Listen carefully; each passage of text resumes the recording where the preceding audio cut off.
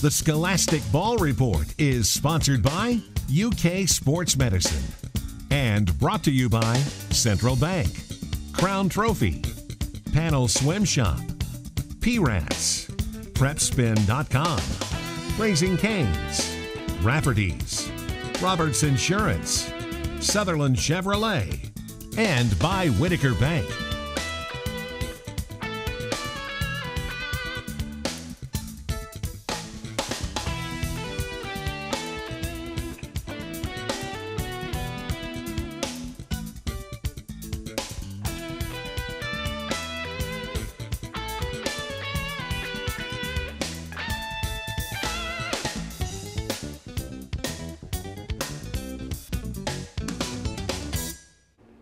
And welcome into the Scholastic Ball Report. Gary Ball with my intern. How about that, Cole? You're interning on the show. I know. I'm surprised. You know, on the show, we got a great 30 minutes of high school sports. Mike Mendenhall is here from Lafayette. He has his Generals off to a great start this year. That's really good. Good to see the 11th region doing some work. 11th region's doing really well, aren't they? They are. And our feature is from Titletown. That's right. We're going to take a look at Boyle County and Danville. They both won the state football championship. That is no small feat. That is very good. Very hard to do. And our scholar athletes, they're from right here in Lexington and Henry Clay High School. All three of them have a 4.3, 4.0, 3.8, there's four of them, and a 3.8. Be interesting to see how they explain to us how they do that, because I have a very difficult time keeping up my GPA while playing sports, so it'll be cool to see. And we got another Sutherland Chevrolet drive of the week as we head down to Nicholasville to Sutherland Chevrolet. And we got Brian and Morgan here from UK, and they're going to tell us all about some great things over there at UK. It's good things to know, Gary. Good things to know. That's why we have them. That's right. That's what's coming up on the show, and the best highlights in the state of Kentucky. These highlights brought to you by Game Time, and they're brought to you by PrepSpin.com. We tip things off with district rivals Dunbar and Lexington Catholic. Lex Cath made a run to the 11th region finals last season. So how are the Knights looking this year? Well, they look pretty good in a 29-point win over Corbin Tuesday night. Meanwhile, Dunbar has struggled out of the gate to an 0-3 start. Let's check out the nightlife at Clays Mill Road. Second quarter, Ben Johnson with a pump fake and the jump shot. His only points of the game. The camera was there to capture it. Got the friendly roll. 24-12 Catholic. Next possession. Javen Harden drives and hits the runner in the lane. The lead grew to 14. Final minute of the half. Lexington Catholic adds to the lead. Keegan Bailey goes in for the lefty lay-in. The Knights had a big lead at the half, and Lex Cath goes on to win 59-42. The city's new school, Frederick Douglass, has gotten off to a 2-1 start, but tonight stepping up in class to host Scott County. The Cards, the defending 11th region champs, off to a 3-0 start. That includes wins over Ballard, LCA, and well, this game was close for 2.5 quarters. Michael Moreno gets into the lane and has the soft touch for 2.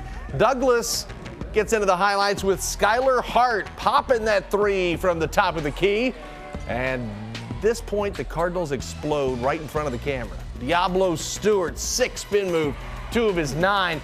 And now Stewart weaves his way inside, feeds Moreno for the slam.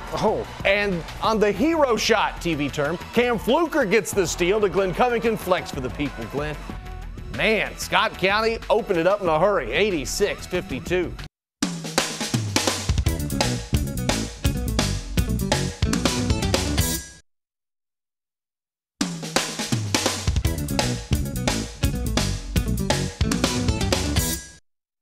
Welcome back in. We want to tell you about Roberts Insurance. They're out in Richmond, Kentucky. They insure half this great state of Kentucky. Speaking of this great state, one of the winningest programs in the state of Kentucky, the Lafayette Generals with us, Coach Mendenhall. You guys have, what, 6 state titles there? We do. No one has more. That's right. That's a lot.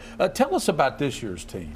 Well, we're really inexperienced right now. You know, these are the only 3 we have coming back that really have any major varsity experience. So we've got a few transfers in with the redistricting that happened. So I think once we come together and gel a little bit and they start to figure out what this is all about, I think we're going to be pretty good. Coach, could you tell us a little more about these 3 young men? Yeah, both these guys, or all 3 of them, are actually 2-year starters for us. Cameron and Eric are seniors and Evan's a junior. So we're expecting big things out of all of them, from leadership on and off the court. Cameron, let me ask you, what is your role on the team and how do you take to that role? Well, this year we got a bunch of athletic guards that like to get it and go down your throat. And so I shoot the ball, they get in there and kick it to me for threes. Evan, what's your strength as a player? Just like one of them guards he was talking about. I feel like I just got to set everybody up. Easy shots for the rest of the team. Let me ask you, Eric, what is your strength as a player, and how do you accept that role? I'm really versatile. I can do a lot of things on the court, but I feel like scoring is my best asset. Coach, what does the schedule look like for the rest of your all season? Well, playing in the city and playing in our district and in our region, it's never easy. And then we add in a Scott County and a Trinity too. So, the schedule always looks a lot better in March when I make it than it does come January and February when we're actually playing it. But I'm excited about the challenge and to see how our guys respond to it. Y'all coming to model this Saturday, aren't you? We are. We're excited. We're going to the Heroes Classic there at Richmond Model, a great cause, and we're excited. We're playing Christian Academy of Louisville. And Coach, we got to ask you, since you're on the show, what is it you like best about the Scholastic Ball Report? Just what you guys do for high school athletics. I think it's second to none to get some of these young guys some exposure and some experience being out here. It's people like you, Gary, that make my job all the worthwhile. Well, you guys do a great job too, Coach, and Lafayette is going to have a tremendous season. You're already off to a good start. Congratulations for that. Thank you for joining us, and we appreciate you taking out your time. Thank you for having us. That's the Lafayette Generals, and now we're going to this feature. It's on Titletown over there in Danville, with Boyle County and Danville both winning the state football championship.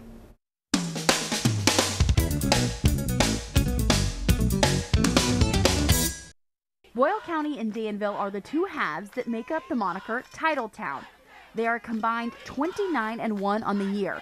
The Admirals can take credit for the Rebels' only loss, but that loss is also what helped Boyle County win the state championship. Well, after the game, I jumped on them pretty hard in the locker room. I got on about as hard as I've ever gotten on the team before. And I kind of knew then that I kind of had their attention. And then the next week it was there, the week after that it was there, and it just kept on and on and on. The Rebels have also helped the Ads come back. In 2015, Boyle County laid into Danville on the Admirals' home turf, beating them 42-20. 2 years ago I felt like is when we had the breakthrough year, and that's carried over. These seniors were sophomores that year, and from then I feel like the program's kind of taken back off. No matter which side of the rivalry you grow up on, when you grow up in Danville, you can play for state titles.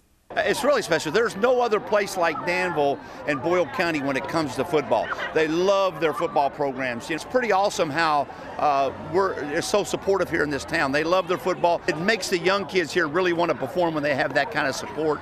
I think it gives a lot of these youngsters like I'm holding, some dreams to try to live up to, which is always good. And so I think it's exciting, and come January it'll be back trying to work hard to put a product on the field that's capable of doing this again. With our athletes of the week, Boyle County and Danville, you can call them Titletown. Kaylee Mizell, WKYT.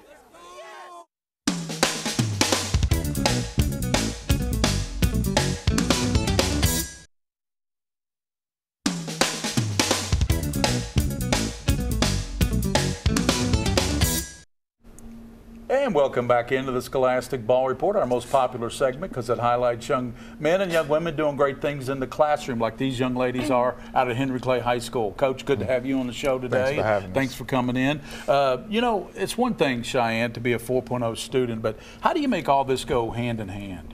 Just hard work and effort. Braxton, tell us a little bit about your career and what you've accomplished so far. I started playing at Henry Clay as an 8th grader, and I started dressing as an 8th grader. In that time, we won 3 district titles, and right now we're 3-0, so I just want to keep that going. And Kai, with a high GPA, you also play on a regional contender there, obviously one of the best teams in the region. When did you know that this team had what it takes to win a regional? We have a very deep and experienced team coming back. So, yeah. That helps, doesn't it, when you have that experience, Christian, what are your best attributes as a player and a student? Well, on the court and in school, I try to be the hardest worker that I can possibly be. Coach, thanks for coming in, by the way, and tell us what separates these young ladies from others? Well, I mean, they're hard working on and off the court. They do what they need to do in the classroom, and they go above and beyond on the basketball court. So they're fun to coach, and you know, I'm extremely proud of them. Yeah. Well, we're going to ask each one, and anybody that wants to answer can go ahead. Tell us about what your goals are after high school going into college. I'd like to secure a ROTC scholarship and get a degree in criminology from Tennessee State University. Anybody else? Yeah. I want to play on the next level in college and then be a dermatologist. I want to be a physical therapist. I like to get a degree in that. What about you? I just want to go to college and try to major in political science, so get that going. Well, we've got some beautiful plaques. We'll present all 4 of you, and if you'll pass one down there to your teammate, we'll pass them all down. And go over to Ryan Tyson. Coach knows where that is, over there off of Will High Drive and behind Starbucks there. They'll personalize that for you and put your name on it and everything. Congratulations, and keep up the good work there at Henry Clay High School. Thank you. Those are our scholar athletes. Now we're going to the Sutherland Chevrolet Drive of the Week.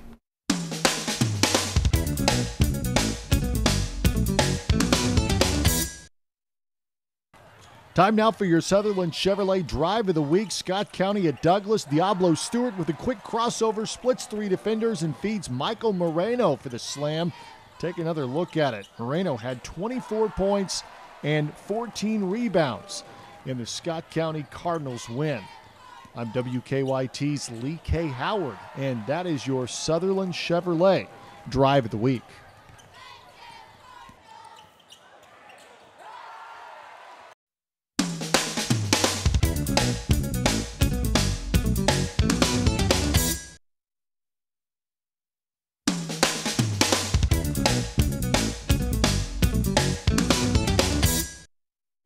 Welcome back into our UK Sports Medicine segment, and we've got 3 outstanding physical athletic trainers from UK Sports Medicine. And let's start with you, if you don't mind. Why was the physical therapy residency program developed there at UK? Yeah, so the physical therapy residency program was developed to provide advanced training to physical therapists in sports rehabilitation. With the purpose of the training is to help them specialize in sports physical therapy. And we also recognized a need and an opportunity to increase the amount of sports physical therapists in Kentucky, and we hope that the program accomplishes that as well.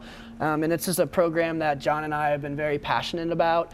UK Healthcare and the School of Physical Therapy at UK also shared in that passion with us. And what we really hope overall is this benefits the patients and the athletes that we're treating, as well as the careers of the therapists going through the program, and the communities that they live and work in. Right.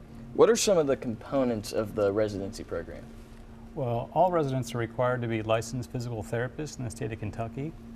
So Morgan here, first and foremost, is a staff physical therapist at UK Sports Rehabilitation here in Lexington. So part of it is actually just being a physical therapist. But during that, she also has one-on-one mentoring time, as well as shadowing physicians in the clinic and the OR, attending athletic competitions where she can assist athletic trainers in coverage. She also is currently involved in a research project. She's doing online and educational class activities. Yeah. And why did you want to pursue a residency training? So my first exposure to sports physical therapy was sort of firsthand from knee injuries that I had in high school. And so that's whenever I was, first realized that I wanted to pursue a career in physical therapy, and I knew that I wanted to work with athletes. And so, upon graduation from PT school, we're sort of generalists. We know, how to treat a variety of conditions in a variety of settings. So I knew that there was still a lot to learn in terms of, treating athletes and getting them, to return to play. So that's where the sports physical therapy residency came in, to give me that sports-specific training. What are some activities you've completed throughout the program so far? So far I've got to do a lot of things, actually. I've got to shadow some of the sports physicians at UK, whether that's in the post-op clinic, seeing patients a week after they've had surgery, or at the walk-in clinic, where, say, an athlete gets injured on Friday night at a football game. They can come in on Monday morning when their injury's still pretty acute, and get to observe the doctors and fellows interact with the patients there. I've also got to observe surgery, like John was saying. I'm there in the OR observing the doctor perform their procedure on the patients, that I may eventually see later on. Right. And I've got to help out with the athletic training at Lafayette High School, actually, so I knew some of those athletes from earlier on the segment. So far I've got to cover football, basketball, wrestling, and of course, being involved with patient care and seeing patients as a staff physical therapist. And Morgan, what are some of your career plans following graduation? So after this, I plan on returning to Eastern Kentucky. Both my husband and I are from Louisa, and as a high school athlete there wasn't really any sports physical therapists or athletic training or anything there for me and my teammates. So hopefully I can return there and be an asset to the community, perhaps a referral source for the doctors here in Lexington or in the surrounding area back there in Eastern Kentucky. Well, it's a really good program, and you guys are doing just a great job with it there at University of Kentucky. And thank you for coming in to explain all that to us. Absolutely. And there's their website and their phone number. Give them a call. They are simply the best at UK Sports Medicine. They got the walk-in clinic every Monday through Friday as well. And now we're going to these final highlights. These final highlights brought to you by PrepSpin.com. Plenty of girls high school basketball action tonight. We head to the capital city where 4 crosstown rivals squared off tonight. Not all at once, but in separate arenas. Franklin County lost a lot of production off of last year's state runner-up team, but the Flyers looked pretty solid Tuesday night in a win over Lafayette. The Flyers have won 12 straight over Woodford County, but at 4-0, the Jackets off to their best start since going 10-0 to start the 05-06 season. First quarter, Franklin County's Josie Thacker. Here she's got a good shooting coach. Takes the Flyers into the lead by 1. Woodford County working it around, then inside Delaney in low. When she gets the ball in the block, she might as well just count it. Near the end of the quarter, Nevaeh Carter with the miss. Offensive board. Kendall Talley will beat the clock from the left wing. Got it. Franklin County makes it 13 straight, but it was a struggle. 46-42. Now for the Paris and Bourbon County girls. Flags all around. Everybody brought their flag. Bourbon County's McLean Murphy drives, kicks it out to Kennedy Kelly. That's a basketball name. Kennedy Kelly for 3. Colonels extend their lead to 16. Second quarter. Greyhounds trying to rally. Kaylee Finch steps into the passing lane, picks it off, gets the easy layup. Then Finch in the post. Nice moves. Got the lead down to 12, but old Coach Watson, he's a crafty Coach Watson. Bourbon County 68-46. And finally, Perry Central making the trip to, here in town to Tates Creek. No flags present. Perry County Central making that trip, yes. And the Creekers get on the board. That was Shayla Livers driving and scoring 2-0 Tates Creek. Then on the other end, Madison Eversole hits the triple. Perry County Central's first bucket of the game. Livers, she had 10 of the Creekers' first 12 points. Here she hits a 3-pointer, and Tates Creek takes the lead, but back the other way. The great ball movement by the Commodores in red, and Cassie Fields scores, and she's fouled. Perry Central takes it, 73-55.